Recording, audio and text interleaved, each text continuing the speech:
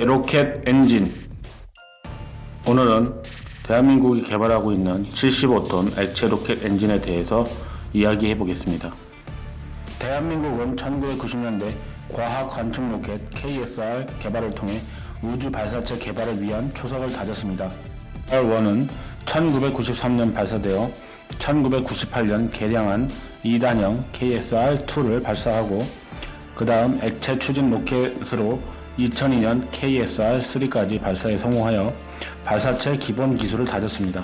100kg급의 소형 인공위성을 쏘아올리기 위해서도 170톤급의 추력이 필요하지만 KSR-1에서는 8.8톤, KSR-2에서는 30톤급의 추력이므로 고체 로켓으로서는 한미 미사일 협정 때문에 더 크게 개발할 수 없었고, 그래서 KSR-3에서는 12.5톤의 추력으로 액체 로켓 엔진을 개발하였습니다. 액체 로켓 엔진에서는 낮은 기술인 가압식 방법으로 KSR-3를 개발하였지만 목표 고도에 미치지 못하는 결과를 얻었습니다. 지금의 나로처럼 액체 로켓 엔진의 개방량이나 폐쇄형보다 낮은 가압식으로 개발을 시작하였지만 그래도 액체 로켓 엔진 개발에 시초가 된 셈입니다. 우리가 액체 로켓 엔진 기술이 없어 빠르게 선진국으로 올라서기 위해 러시아와 협력하여 나로호 기술을 개발하게 되고, 나로호 2단에는 한화에서 개발한 고체 로켓 2단이 들어가게 되었습니다. 이 고체 로켓은 러시아에서 액체 로켓 엔진으로 2단을 만들자는 유혹을 뿌리치고 MTCR 범위에서 최대의 고체 로켓을 제작하여 2단에 집어넣어 성공시켰으며 우리의 고체 로켓의 실력을 선진국에 알리는 결과가 되었습니다. 우리나라는 한미 미사일 양해 각서로 인해 독자적인 로켓의 개발과 미사일의 개발에 제한이 있습니다. 1990년대 초 소련이 망하고 국가 체계가 혼란인 상황에서 소련의 수많은 무기와 기술이 해외로 유출되는 시기가 있었습니다. 그러한 혼란의 시기에 한국은 1998년 러시아 극동 지역에서 활동하던 한국인 사업가를 통해 국정원의 공작을 벌여 고철로 폐기되던 SS-18 사탄과 SS-19 스틸레토, SS-25 토플 대륙간 탄도미사일의 부품을 국내로 반입했다는 카드라가 있었습니다. 당시 ICBM에서 핵탄두를 떼어낸 상태에서 핵심인 엔진을 고철로 위장해서 들어갔다는 이야기가 있었습니다. 그러한 진실은 국정원에 나선 공작이라 정확히 밝혀지지는 않았지만 훗날 시간이 지나서 조선일보와 시사전의 비중 있게 보도한 것을 보면 전혀 근거 없는 이야기는 아닌 것 같습니다. 사탄은 역사상 최대 ICBM으로 20메가톤 이상의 울트라급 핵폭탄을 미국으로 날리는 소련의 핵펀치이며 자그마치 사거리가 16,000km로 핵탄두 또한 9톤이나 됩니다. 이러한 사탄 ICBM은 210톤의 액체 로켓 엔진을 사용하고 지금은 민간 인공위성을 나르는 발사체로 개조되어 중량의 위성을 올리는 데 사용하고 지금은 드네프로로 이름을 바꿔 사용합니다. SS-19 스틸레토 ICBM은 105톤의 2단식 액체 로켓 ICBM이며 사거리는 10,000km로 다탄두 핵탄두를 사용하는 ICBM입니다. SS-25 토플은 고체 로켓 엔진을 사용하는 ICBM이라 기존 액체 로켓을 사용하는 ICBM하고는 다른 바로 발사가 가능하며 차량에 싣고서 이동하다가 즉각 발사할 수 있는 ICBM입니다. 요즘은 고체 로켓으로 ICBM을 개발하고 있습니다. 이렇듯 ICBM과 우주 로켓은 사실 종이 한 장 차이인 것입니다. 나로호 개발 당시 한국은 러시아와의 기술 협력으로 좀 더 빠르게 우주 발사체 선진국인 러시아의 기술을 습득할 것을 기대하였는데 미국의 압력을 받은 러시아가 중간에 기술을 통제하는 방향으로 협정을 다시 맺게 되어 철저히 러시아 기술진과의 교류를 차단하였으며 그나마 두 차례의 발사 실패로 좀 더 러시아 기술자들과의 교류가 알게 모르게 많아졌다고 하니 오히려 나로 3차 발사가 야기된 사건이었습니다. 그렇게 시작된 기술 교류라 하더라도 한국은 러시아에서 떨어지는 감만 바라보지 않고 우크라이나에서 기술을 들여와 30톤급 액체 로켓 엔진을 제작하기 위해 핵심 구성품에 대한 연구를 지속하였습니다.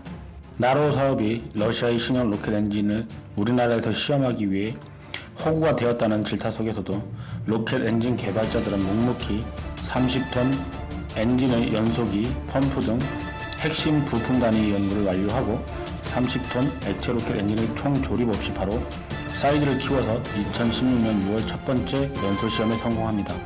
2002년 설립된 미국의 스페이스X가 항우연보다 빠르게 로켓을 개발하고 있는데, 국가기관인 항우연은 미국의 민간 기업도 저렇게 엄청난 속도로 개발하고 있는데 너희는 못하는가 하는 생각을 하시는 분들이 있는데, 미국의 스페이스 X사는 당시 미국에서 해고된 널린 로켓 기술자들을 흡수하고 나사가 또한 전폭적인 지원을 하였으며, 그렇게 해서 로켓 엔진을 빠르게 개발하여 설립 5년 만에 로켓을 쏘고 10년도 안 돼서 세계 시장에서 선두업체로 빠르게 올라서게 됩니다. 여기서 한국이 개발한 75톤 엔진의 성공은 우주 개발의 선두주자인 미국 스페이스 X사의 펠콘 9에 들어가는 멀린 1D 엔진과 추력이 비슷하며, 스페이스 X는 나사라는 든든한 지원군과 우주 개발 종사자가 많은 인력풀을 활용하여 단시간 안에 우주 개발에 선봉해선 업체입니다. 사는 멀린 1D 엔진을 9개를 묶어서 펠콘 9이라는 로켓을 저궤도에 22톤까지 올릴 수 있으며, 멀린 1D 엔진을 9개 들어간 펠콘 9을 3개 묶어 엔진이 총 27개 들어간 펠콘 헤비라는 로켓은 저궤도에 64톤까지 올려놓을 수 있는 무시무시한 능력을 발휘합니다.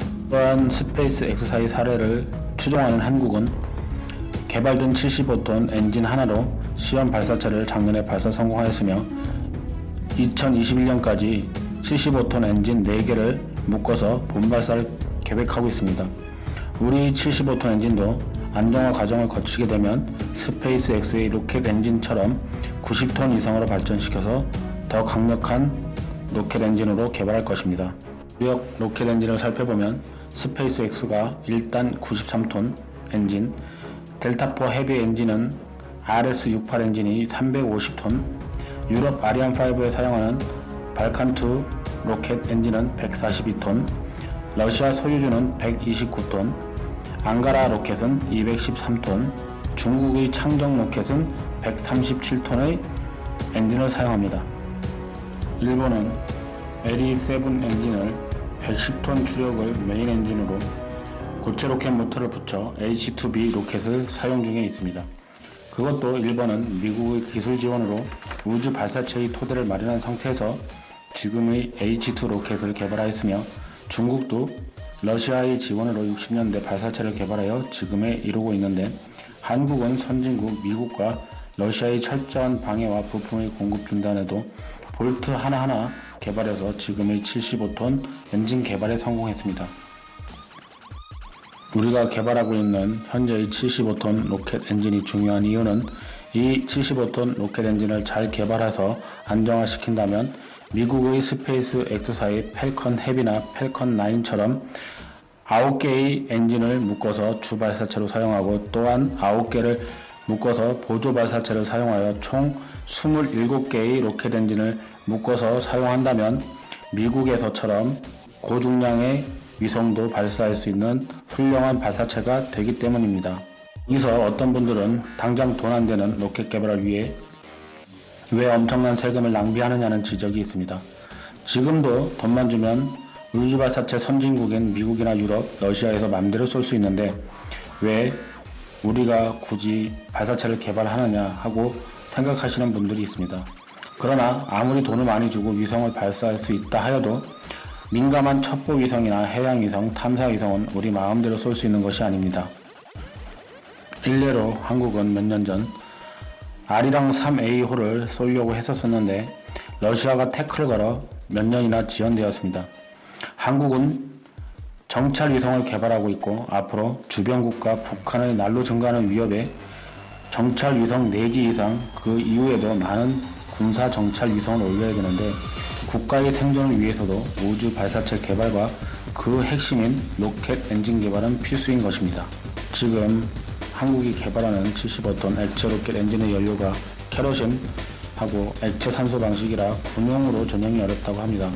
군용 액체 로켓 엔진을 사용하는 UDMH와 사산화질소를 연료로 사용하는데, 이것의 연료가 틀려 로켓 설계를 다시 해야 한다고 합니다.